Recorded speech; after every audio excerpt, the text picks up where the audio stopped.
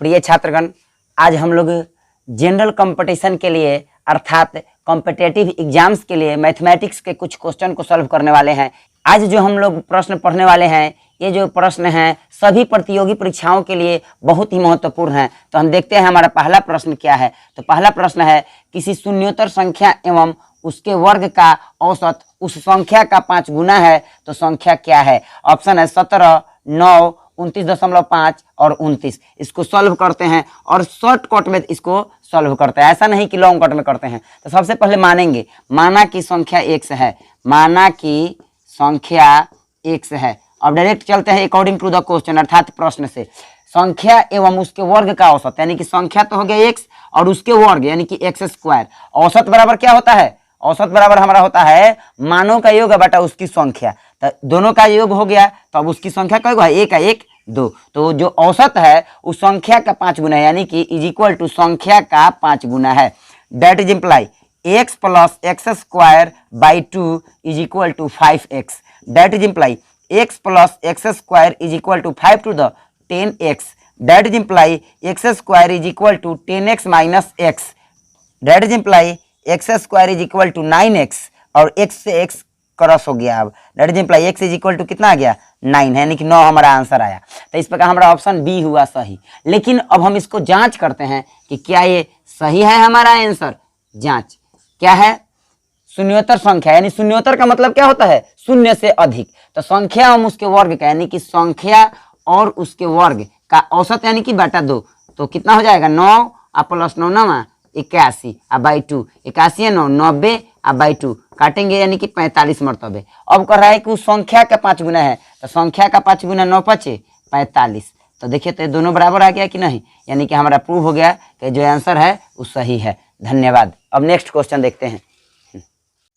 हमारा next question है, किसी समानुपात का पहला, दूसरा एवं चौथा पद क्रमशः 12, 21 एवं 14 है, तब तीसरा पद होगा। ऑप्शन है 16, 18, 21 एवं 8। इसको सॉल्व करते हैं। सॉल्व, तीसरा पद हमको निकालना है। तो मान लेते हैं, माना कि तीसरा पद x है। अब आइए अकॉर्डिंग टू द क्वेश्चन अर्थात प्रश्न से क्या होता है। समानुपात का नियम है कि पहला पद बटा दूसरा पद इज इक्वल टू तीसरा पद बटा चौथा पद। दैट इज इम्प्लाई पहला पद क्या है 12 है, दूसरा पद क्या है 21 है, तीसरा पद हमने x माना और चौथा पद हमारा जो है 14 है। That is imply cross multiply करिए, तिर्यक गुना, तो क्या हो जाएगा x गुने 21 इज इक्वल टू 12 गुने 14। That is imply x is equal to 12 गुने 14 बटा 21। काटिए, 7 दूना के 14, 7 का 21, 3 चौके 12। That is imply x is equal to 4 to the 8। Answer हमारा आया। अब आप चाहें तो जांच भी कर सकते हैं, नहीं तो इस प्रकार हमारा ऑप्शन जो आया डी सही आया।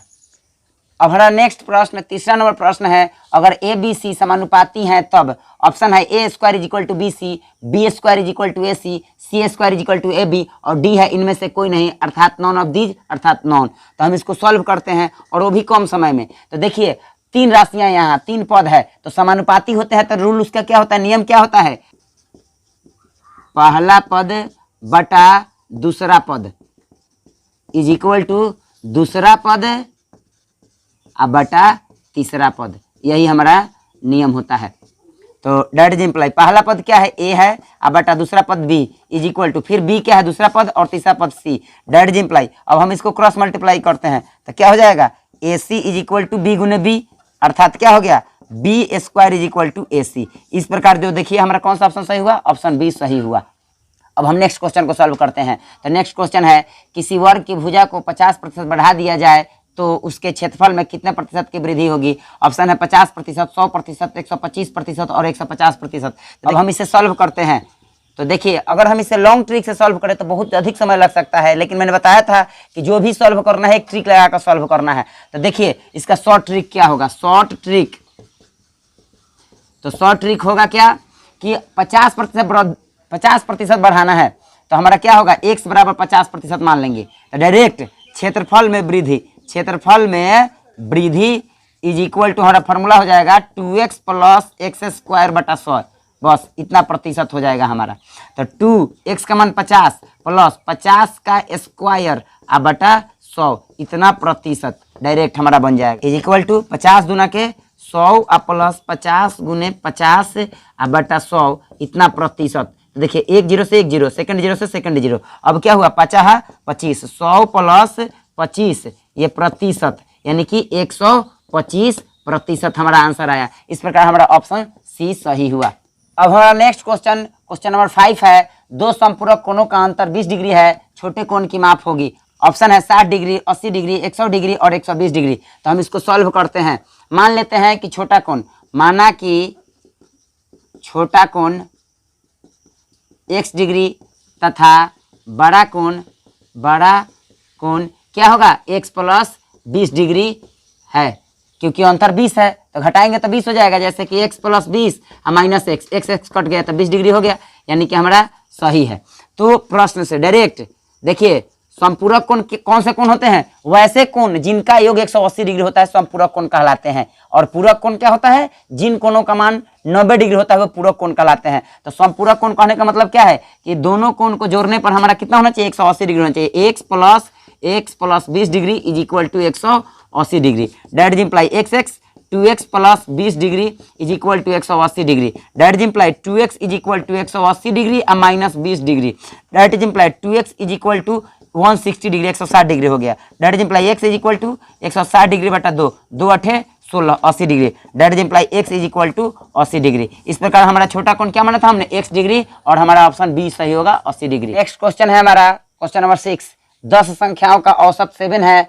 अगर प्रत्येक संख्या को 12 से गुना कर दिया जाए तो नई संख्याओं का औसत मान क्या होगा। ऑप्शन है 19 7 82 और 84। तो इसको सॉल्व करते हैं, वो भी शॉर्ट ट्रिक लगा करके। तो देखिए 10 संख्याओं का औसत कितना है 7 है। तो चूंकि 10 संख्याओं का औसत इज इक्वल टू 7, इसलिए 10 संख्याओं का कुल मान कितना हो जाएगा 7 गुने 10 इज इक्वल टू 70। अब देखिए प्रत्येक को 12 से गुना करना है तो कुल संख्या कितनी है 10।